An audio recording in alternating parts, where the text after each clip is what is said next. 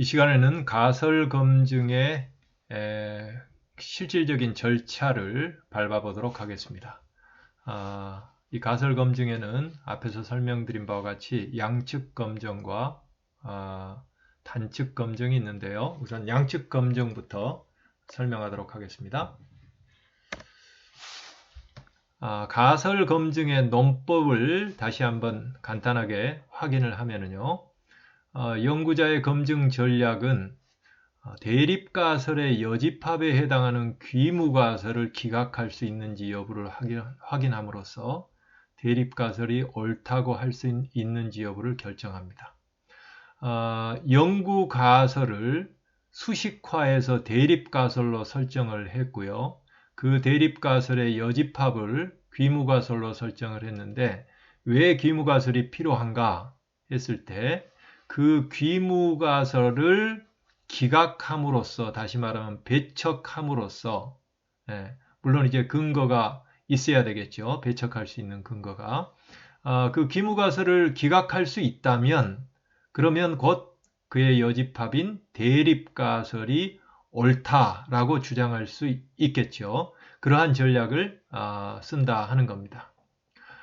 즉 일정한 신뢰 수준에서 귀무가설이 사실일 가능성이 매우 희박하다는 점을 확률적으로 확인함으로써 같은 정도의 확신으로 대립가설이 사실일 것이라는 점을 입증하는 그러한 논법입니다.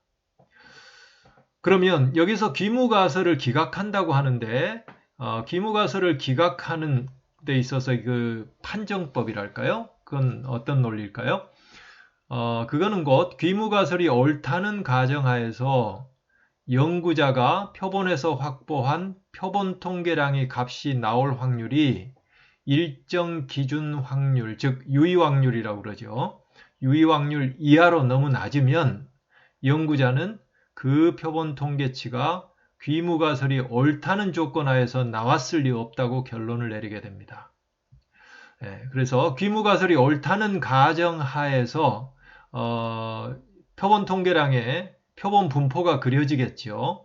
그러면 내 손에 들려있는 그 표본 통계치는 그 해당 표본 분포 상에서 무작위로 하나의 숫자를 내가 뽑은 것과 같다고 그랬지 않습니까? 그런데 그 내 손에 뽑혀 들어온 바로 그 표본 통계치가 귀무가설이 옳다는 가정하에서 그려진 그러한 표본 분포상에서 나올 확률이 너무 희박하다면, 그렇다면 실제 내 손에 들려있는 표본은 이 귀무가설이 옳다는 전제하에서 만들어진 그러한 표본 분포에서 나왔을 리 없다. 이렇게 이제 결론을 내릴 수 있다는 거겠죠. 구체적으로 양측 검증을 단계적으로 어떤 단계를 거쳐서 판정을 하는지 보도록 하겠습니다. 이걸 위해서 한번 예제로 생각해 볼 수 있는 거는요. 여기서 대립가설은 X변수와 Y변수 사이에 유의한 상관관계가 있을 것이다 라고 하는 연구가설을 수식으로 표현해서 모집단에서의 상관계수가 0이 아닐 것이다 이렇게 이제 설정하고요. 귀무가설은 그의 여집합인 모집단에서의 상관계수가 0일 것이다 라고 설정한 거를 가정하고 이 단계들을 한번 거쳐보도록 하겠습니다. 첫 번째 단계에서는 귀무가설을 기각할 수 있는지 없는지를 판정하려면 먼저 귀무가설이 옳다고 가정하고 들어갑니다. 자, 귀무가설이 옳다고 가정하자. 그렇게 일단 전제를 하면은요. 그런 다음에 두 번째 이제 확인해야 될 거는 그렇다면 표본 통계량, 여기에서는 표본 상관 개수가 되겠죠. 이 표본 통계량. 이거의 표본 분포 혹은 표집 분포의 모양이 무엇인가 하는 걸 확인해야 된다고 그랬죠. 그랬는데 이 경우에는 표본 상관 개수의 표본 분포는 정규 분포랍니다. 그 다음에 이제 그 다음 단계 세 번째에서는 그렇다면 이 표본 분포가 정규 분포이기 때문에 정규 분포가 어느 정도 흩어져 있는지 중앙값을 중심으로 해서 그 모양을 확정하기 위해서는 표본 혹은 표준 오차를 계산한다고 그랬습니다. 그래서 이 표준 오차 혹은 표본 오차를 계산하는 공식을 이제 가져와야 되는데요. 이때 이 표본 상관계수의 표본 오차 혹은 표준 오차의 공식은 이것과 같습니다.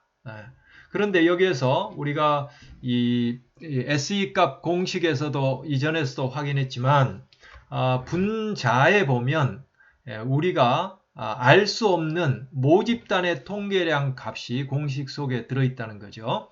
이 값은 우리가 알 수 없기 때문에 그래서 실제로 SE 값을 계산할 때는 이 모집단의 상관계수 값을 대표해 줄 수 있는 일종의 표본 상관계수 값을 가지고 그 자리에다 표본 상관계수 값을 대체해서 SE 값을 계산한다 그랬습니다. 그래서 이렇게 이 SE 값이 이 표본 상관계수, 표본 통계량을 가지고 계산됐기 때문에 그 SE 속에는 오류가 일정한 정도 포함되어 있다 이렇게 말씀을 드렸고요.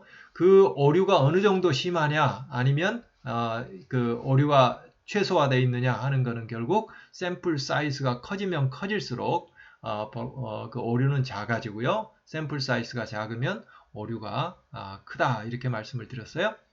자, 그러면 SE 값을 구했으니 이제는 표본 통계량을 표준화해야겠죠. 표준화를 하면 곧 검정 통계량이 된다고 그랬습니다.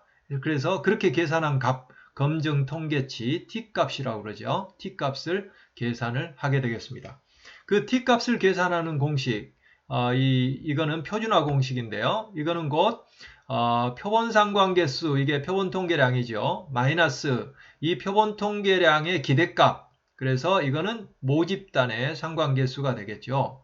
그리고 그거를 SE로 나눠준 겁니다. 이 SE 속에 오류가 있기 때문에 이게 Z가 아니고 T라고 말씀을 드렸어요. 그렇게 나눠주면 제 첫 번째 단계에서 우선 귀무가설이 옳다고 가정하자 이렇게 가정을 했단 말씀이에요. 그 귀무가설의 내용은 뭐냐 하면 모집단의 상관계수가 0이라는 거죠. 그래서 이게 옳다고 가정했기 때문에 바로 이 값 대신에 0을 집어넣어서 쓸 수가 있습니다. 그렇게 되면 T값이 계산이 되겠죠. 이 값 이미 표본 상관계수 이미 알고 있는 값이고요. 그 다음에 앞에서 계산한 SE 값으로 나눠주면 바로 T값이 되겠습니다.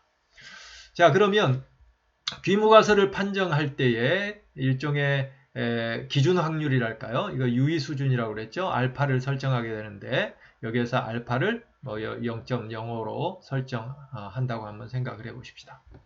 그 다음 단계로 가면 결국 이 T 분포상에서 위에서 계산한 T 값이 기각영역 경계값을 벗어나는지 여부를 판정한다고 그러는데요. 이 기각영역 경계값이라고 하는 것, 이거는 T분포상에서 우리가 T분포를 배울 때에 어떻게 그 경계값을 찾는지 하는 것을 알 수 있었는데요. 여기에서 이제 알파 값은 이 위에서 유의 수준에서 정한 알파 값이 되겠죠. 이게 이제 0.05로 설정이 되어 있다면 양측 검증의 경우에는 그거를 2로 나눠주게 됩니다. 그러면 0.025가 되겠고요. 0.025. 그리고 이제 이 샘플 사이즈에서 2를 빼준 게 디그리스 오브 프리덤 자유도가 되겠습니다. 그래서 왼쪽 경계값 그리고 오른쪽 경계값 이게 설정이 되는데요. 이 두 경계값 그거는 먼저 잠깐 보시면 바로 이 경계값이 되는 거죠. 그래서 알파를 0.05로 설정했을 때는 이거를 2로 나눠서 2분의 알파 값은 0.025가 되겠죠. 0.025. 그래서 이 0.05를 양쪽으로 나누는 거죠. 그래서 여기에 바로 이게 0.025가 되게 하는 이 면적이 0.025가 되게 하는 이 경계값 이게 지금 앞에서 기각영역 경계값이라고 하는 겁니다. 또한 좌우 대칭이니까요. 이쪽 마이너스 쪽 해서 기각영역 경계값이 되겠습니다. 그래서 앞에서 검증 통계치가 T값이 바로 이 기각영역 경계값 밖에 떨어진 값이냐 혹은 이쪽이나 이쪽 아니면 이 기각영역 경계값 안쪽에 떨어진 값이냐에 근거해서 기각영역을 귀무가설을 기각할지 말지를 판정한다 하는 겁니다. T값이 기각영역 경계값을 벗어나면 그래서 귀무가설을 기각하게 되고요. 그걸 기각하는 순간 바로 대립가설을 지지하는 결과를 얻었다 이렇게 얘기할 수 있겠죠. 그래서 대립가설이 옳다고 주장할 수 있겠습니다. 자, 검증통계치가 기각영역 경계값을 벗어났다는 사실이 의미하는 바에 대해서 다시 한번 생각해 보겠습니다. 그게 뭘 의미하는지, 왜 그거에 근거해서 귀무가설을 기각할 수 있는지 하는 것을 다시 한번 설명을 드립니다. 그거는 곧 연구자가 표본을 뽑아서 계산한 표본 통계치가 있죠. 표본 통계량의 값. 그 표본 통계치가 귀무가설이 옳다는 가정하에서 우연히 뽑혀 나올 수 있는 확률이 알파 수준에도 못 미친다는 것을 의미하죠. 0.05에도 못 미친다. 이럴 경우에 연구자는 아마 마음속으로 이렇게 생각하겠죠. 자, 내가 표본에서 얻은 표본 통계량 값은 해당 표본 통계량의 표집분포에서 무작위로 뽑은 하나의 값이라고 볼 수 있고, 그 값이 내게 뽑혔다는 것은 확률적으로 나올 확률이 상당한 정도가 되기 때문에 뽑혔을 텐데, 귀무가설이 옳다는 가정하에서 우연히 그 값이 뽑힐 확률은 턱없이 낮다는 거죠. 그걸로 봐서 내 손에 들려있는 표본 통계치는 귀무가설에서 설정한 모집단 모수를 중앙값으로 한 표본 분포에서 나왔을 리 없다. 이렇게 이제 그 결론을 내겠죠. 그래서 연구자는 귀무가설이 옳다라는 처음 가정을 기각하고 그 여집합인 대립가설이 옳을 것이다라는 결론에 도달한다. 이렇게 이해하시면 되겠습니다.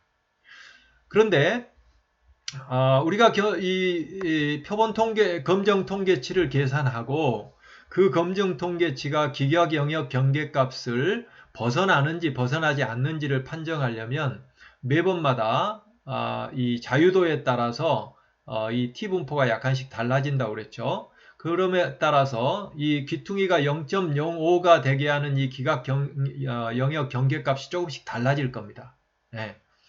그래서 매번마다 이 기각 영역 경계값을 찾아서 거기에 따라서 그 판정을 한다는 것은 상당히 좀 번거로운 일이죠.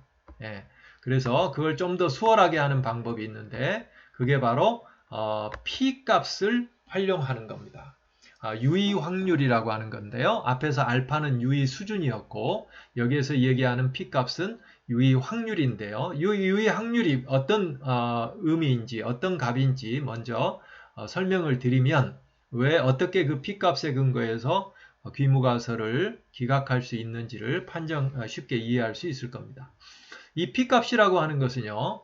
예를 들어서 이 앞에서 계산해서 내 손에 들려있는 검증 통계치가 있죠. 이 검증 통계치 이 값보다 같거나 보다 더 극단적인 값, 양측 검증인 경우에는 이거에 또 대칭되는 이쪽보다 작거나 더 낮은 극단적인 값이 나오는 그 면적 있죠. 그래서 내 손에 들려있는 검증 통계치를 경계선으로 해서 그보다 더 극단적인 값이 나올 확률을 바로 P값이다. 이렇게 얘기를 합니다. P값.